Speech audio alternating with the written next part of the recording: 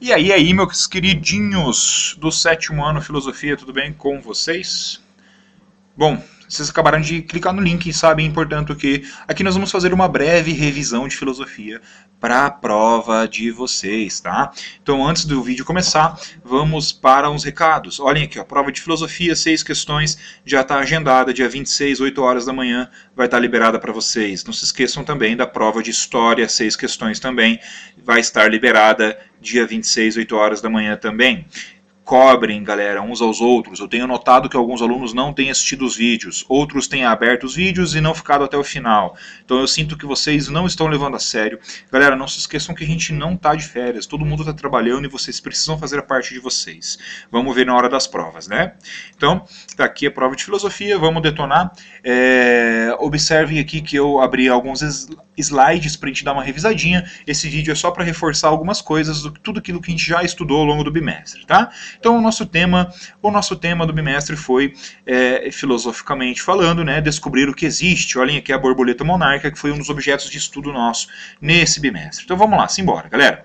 Perceber a realidade. Pessoal, como que nós percebemos a realidade? Né? Através dos 5 sentidos, como a audição, ou o paladar, ou o olfato, ou o tato, ou a visão, não é verdade? E o que percebemos pelos 5 sentidos nos mostra que as coisas são de fato? Será que eu posso confiar 100% que os meus 5 sentidos vão sempre me dar uma garantia da realidade? O que podemos descobrir acerca da realidade por meio dos 5 sentidos? Né? Podemos descobrir tudo ou nem tudo?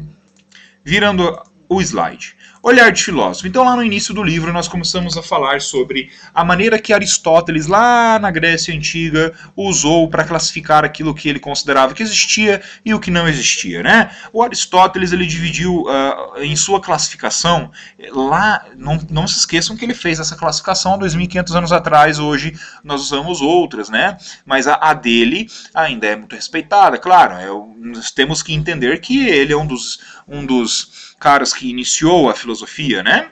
E a ciência, né? Então ele dividiu tudo que existe em seres animados, ou seja, seres que têm alma, vida e movimento, e ele colocou então aqui na classificação de seres animados as plantas, os animais e os seres humanos. Tá? Ele também disse que tudo que existe, tudo que é animado, ou seja, tudo que tem vida, movimento, tudo que tem alma, tem 3 capacidades de alma. Né? A primeira capacidade é a nutrição, segundo Aristóteles. Então todos os seres vivos têm essa capacidade de nutrição.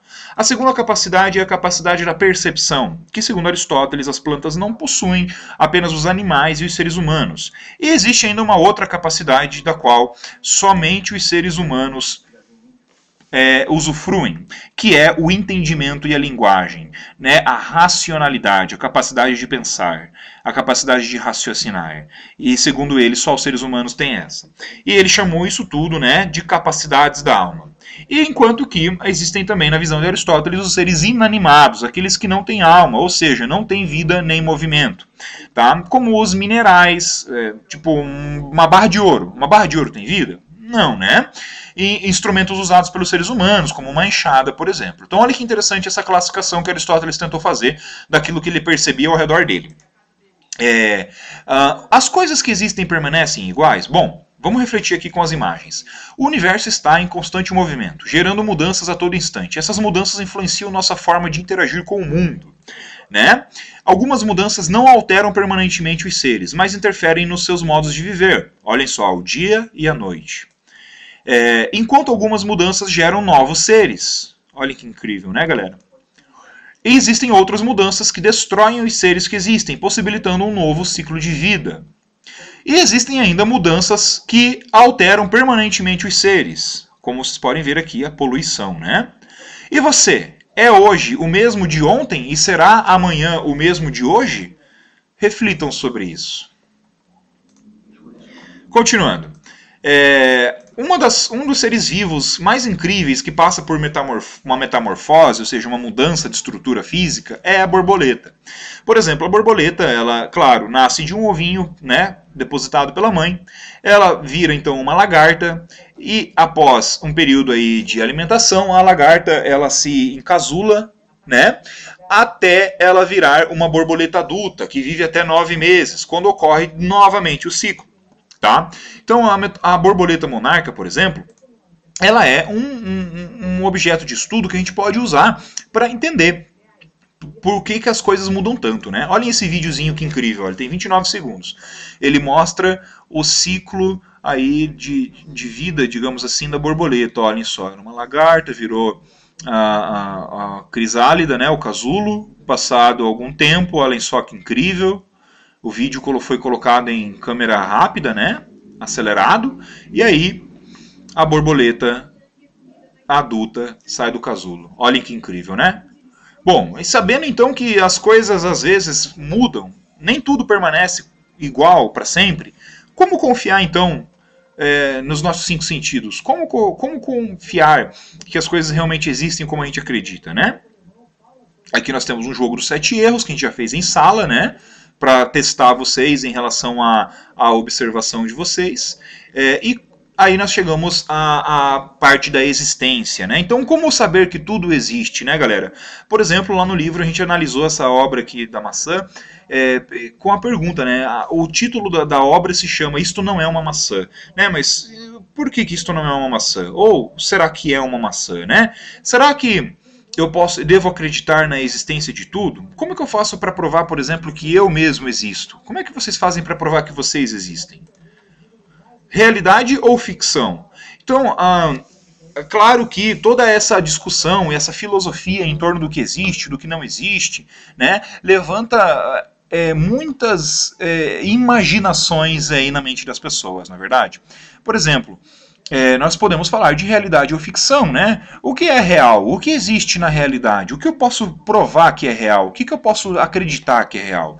E, ao contrário disso, nós temos as ficções, né? Que surgem da imaginação das pessoas. Pode ser uma obra de arte, ou a gente pode imaginar como seria um alienígena, por exemplo, já que a gente nunca viu um de fato.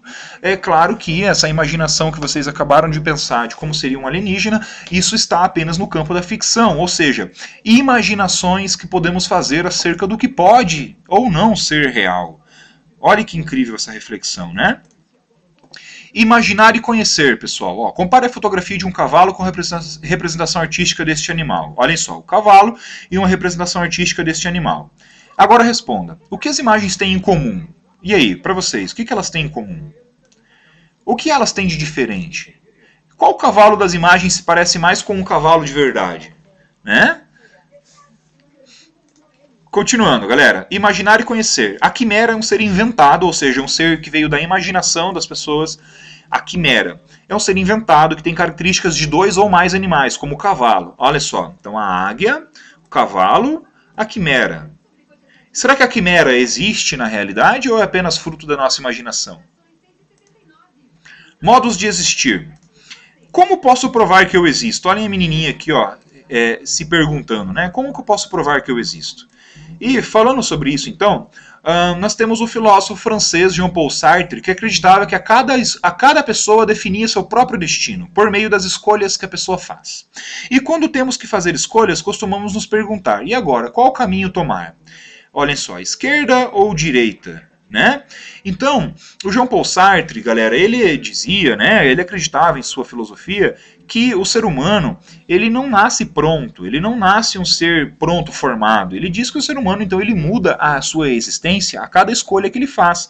Por exemplo, se vocês escolherem fazer uma faculdade, a vida de vocês lá na frente vai ser outra, a realidade de vocês lá no futuro vai ser outra. E se vocês escolherem fazer outra faculdade? Concordam comigo, então, que o futuro de vocês vai ser diferente?